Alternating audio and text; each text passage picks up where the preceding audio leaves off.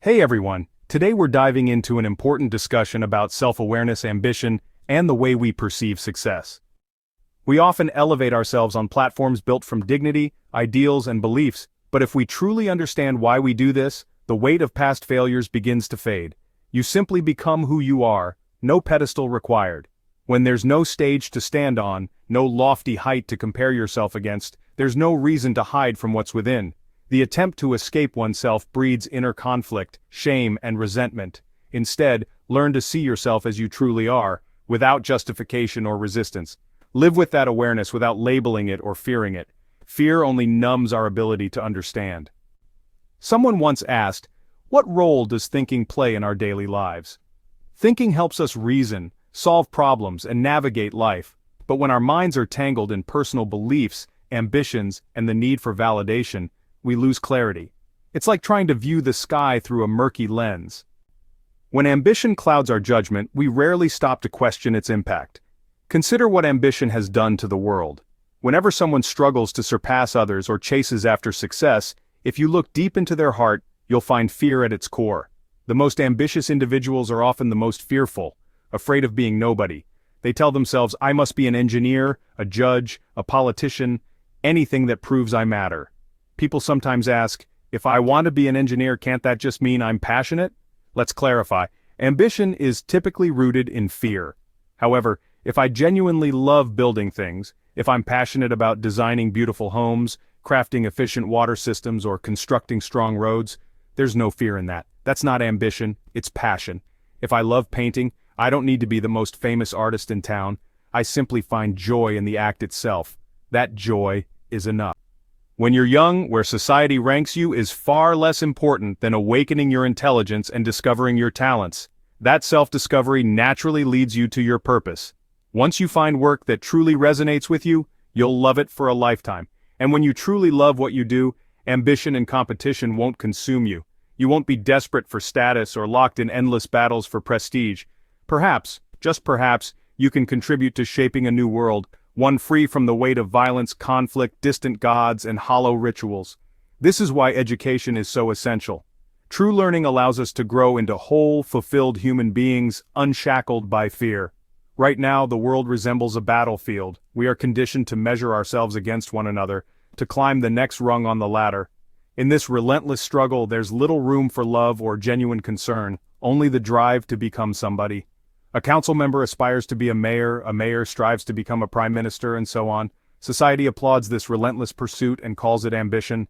Our parents and elders, shaped by their own fears, often push us to follow the same path.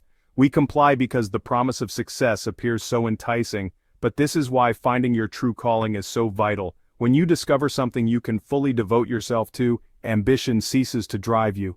Instead, you give yourself to what you love. There's nothing fearful or desperate about wholeheartedly engaging in what you find meaningful and beautiful.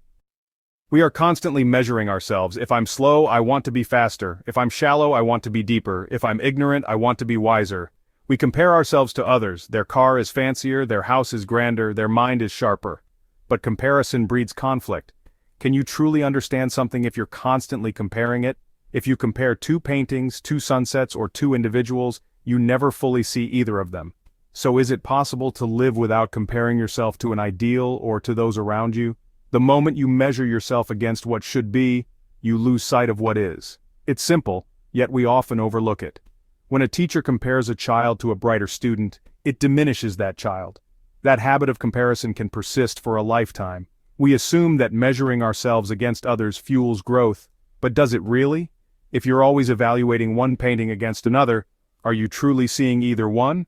Try living without comparison, without measuring yourself against heroes, ideals, or revered figures. When the mind is free from comparison, it attains a sense of clarity and liberation, finally engaging with the present moment. As long as success remains your primary goal, the fear of failure will always haunt you. This is why glorifying success can be so damaging. Whether in sports, business, or politics, the hunger for success breeds constant inner and outer conflict, fueling envy, competition, hostility, and even war. Young people often begin by questioning these values, but over time, they conform. They seek security, stable jobs, and societal approval. Eventually, the light of their questioning spirit dims, and they settle into conventional aspirations, a steady career, perhaps a wealthy spouse. It's the same old pursuit of security, but when a mind fixates on security, it loses sight of the greater picture. To act wisely, you must recognize how your own biases, whether cultural, national, or religious, create division. Only then can your actions stem from a place of deep understanding rather than a mere thirst for success. Life is like a vast, endless well. You can lower a small bucket and retrieve only a little water, or you can lower a large one and draw up an abundance. Youth is the perfect time for exploration and discovery. Schools should encourage young people to uncover their strengths, understand their responsibilities, and grow into fearless, whole individuals, not just load them up with facts and technical skills. An ideal school is a place where you learn to be a complete human being, free from fear, and open to the fullness of life's experiences. It should be a place that nurtures creativity, critical thinking, and emotional intelligence, where students develop an understanding of themselves and their place in the world beyond just academic success. Instead of merely preparing young minds for the job market, education should inspire curiosity, encourage self-reflection, and foster collaboration. If we can create an environment where students learn without fear of failure, they will grow into individuals who pursue knowledge and work not for external validation, but for personal fulfillment and the betterment of society. This shift in perspective is essential. Our world has long been driven by the pursuit of status, the need to outshine others, and the fear of insignificance. But a life dictated by fear is limited, trapped in competition, insecurity, and ceaseless striving. True fulfillment comes not from external validation, but from living authentically, following one's passions, and contributing to something greater than oneself. Imagine a world where success isn't defined by wealth or power, but by the depth of one's understanding, the kindness one shares, and the curiosity that fuels lifelong learning.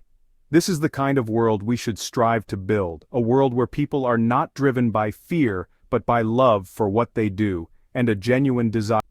In the end, the journey of self-discovery is what truly matters. The more we understand ourselves and our motivations, the more we break free from the constraints of fear and ambition. And when we finally embrace who we are, without comparison, without competition, we unlock a life of true purpose and fulfillment. So let's step away from the race for status and success. Let's redefine what it means to live meaningfully, not by society's standards, but by the depth of our own self-awareness, passion, and love for life itself.